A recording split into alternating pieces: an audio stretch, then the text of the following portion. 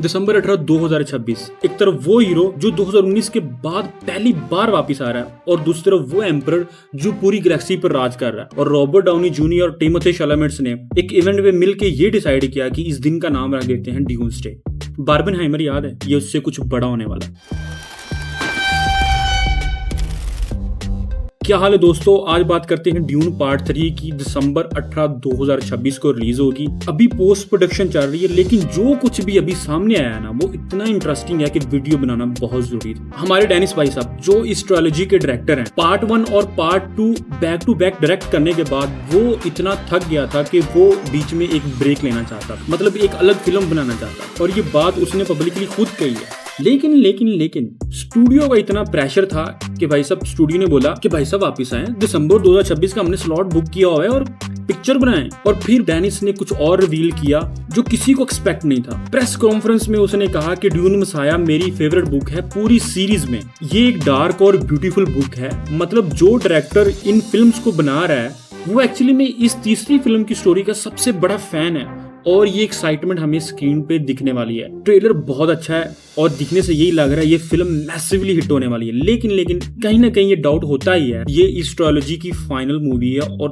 तीसरा पार्ट है। कहीं ना कहीं डायरेक्टर पे प्रेशर होता है, ये ना हो कि कुछ ऐसी गलतियां हो जाए जो पब्लिक को पसंद ही ना। ये फिल्म ड्यून पार्ट 2 की 17 साल बाद शुरू होती है। पॉल अट्रेइडिस अब पूरी गैलेक्सी पे एम्परर है और वो राज कर रहा है। लेकिन ये हीरो बन गया, सब कुछ ठीक है वाली कहानी नहीं है। ये फिल्म एक्चुअली एक वार्निंग है। फ्रैंक हर्बर्ट ने 1969 में जब ये नॉवल लिखा था, तब उन्होंने सीधा कहा था कि ये बुक लोगों को समझाने के लिए कि किसी भी करिश्मेटिक लीडर को ब्लाइंडली फॉलो करना कितना डेंजरस हो सकता है। पॉल खुद अपनी पावर से डिस्ट्रॉय हो रहा है और डेनिस भाई साहब ने कंफर्म किया है कि ये तीसरी फिल्म पहली 2 फिल्मों से कंप्लीटली अलग होने वाली है, कंप्लीटली अलग टोन की है, मोर डार्कर, मोर ट्रेजिक। ट्रेलर में सबसे ज्यादा जिस चीज ने लोगों को हैरान किया है वो रॉबर्ट पैटिंसन था विलन स्केलेटल के रोल में। और ये बंदा एक फेस शिफ्टर है, यानी ये अपना चेहरा बदल सकता है जब भी वो चाहे। और ट्रेलर में उसका लुक इतना अनएक्सपेक्टेड था कि ये अगले 3 दिन तक सोशल मीडिया पे ट्रेंडिंग होता है। पैटिंसन ने खुद एक इंटरव्यू में कहा कि तुम ऑनेस्टली नहीं बता सकते कि उसका कैरेक्टर जो है वो गुड गाय है या बैड गाय है। और वो ये कहता है कि उसे भी नहीं पता कि वो बैड गाय है या गुड गाय है। अब ये उसने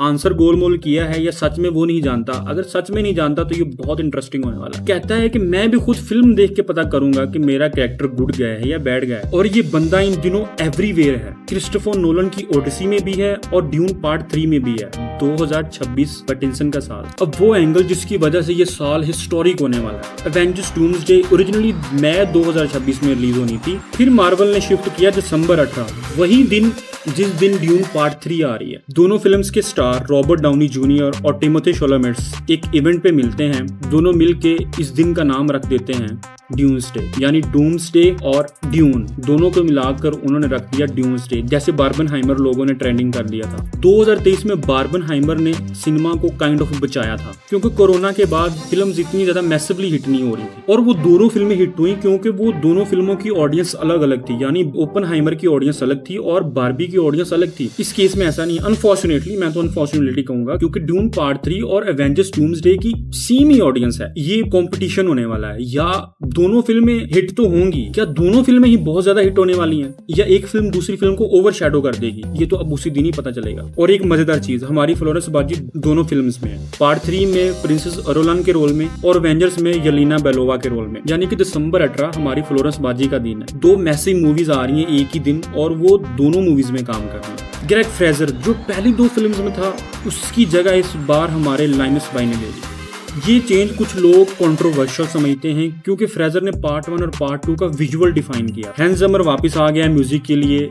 उसने खुद कहा है, we have got something, we are on our way. Part 1 और पार्ट 2 का म्यूजिक ऑलरेडी जबरदस्त है। अब पार्ट 3 में क्या होगा ये सोच के एक्साइटमेंट हो जाती है। ये ट्रायलॉजी का फाइनल चैप्टर है। डेनिस भाई साहब खुद कह चुके हैं कि ये उसकी लास्ट फिल्म होने वाली है इस ट्रायलॉजी की। पॉल अट्रेइडिस की कहानी यहाँ खत्म होगी। जिस तरह डार्कर टोन और रॉबर्ट पैटिंसन का अनएक्सपेक्टेड लुक और ड्यूम्सडे क्लैश, सब चीजें इंडिकेट कर रही हैं कि ये सिर्फ एक सीक्वल नहीं होने वाला, ये कुछ अलग ही है। ये फिल्म ड्यून पार्ट 2 से बेहतर होगी, ऑब्वियस ही बात है, इसमें कोई शक नहीं, क्योंकि डायरेक्टर अपनी फेवरेट बुक अडेप्ट कर रहा है। और जब कोई अपनी फेवरेट चीज बना रहा हो तो उसका लेवल अलग ही होता है। एट द एंड चैनल को लाइक कर लो, सब्सक्राइब कर लो, क्योंकि आगे भी इस तरह की मजेदार वीडियोस आने वाली हैं। और कमेंट में बताओ कि ड्यूम्सडे के दिन तुम कौन सी फिल्म जाके देखने वाले हो, ड्यून पार्ट 3 या एवेंजर्स डूम्सडे।